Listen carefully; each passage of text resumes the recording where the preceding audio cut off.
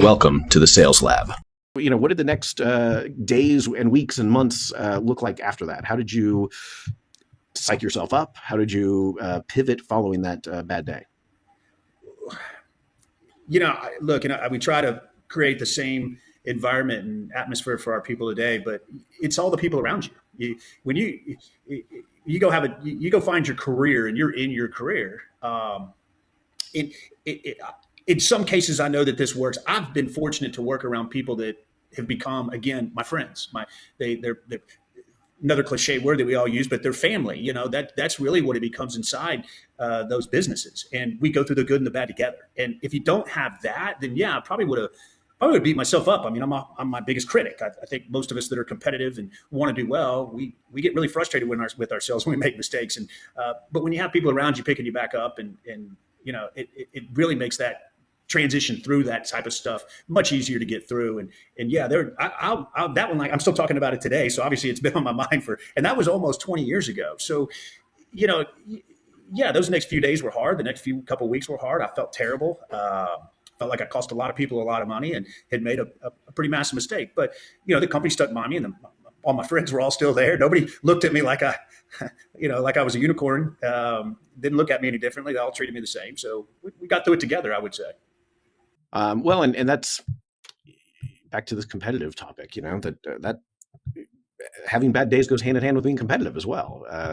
I've had in the past conversations with students who say, yeah, I'm going to go into sales. I'm going to kill it because, I'm really competitive. I say, well, that's awesome. So what are you going to do when you don't kill it? What are you going to do when, you get told no? What are you going to do when you've put all of your energy and all of your emotion into finishing at the top of the sales ranking for the year or the quarter or whatever?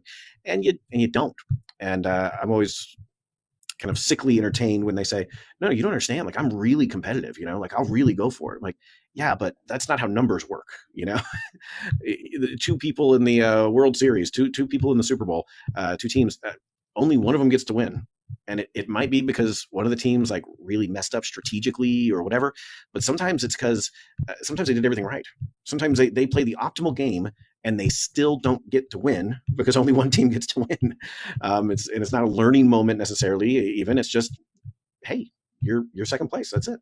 And I've had some students in deep denial about this. No, you don't understand. I'm like, man, like, what have you been like doing karate with 7-year-olds or something? Like you're in the wrong room. If you're playing the game right, you're going to lose sometimes. You shouldn't be the best person at the company, especially not when you're 22. Maybe when you're a few years in and once you've mastered the game. But no, you probably need to be prepared to be competitive. Don't lose that. Keep that going.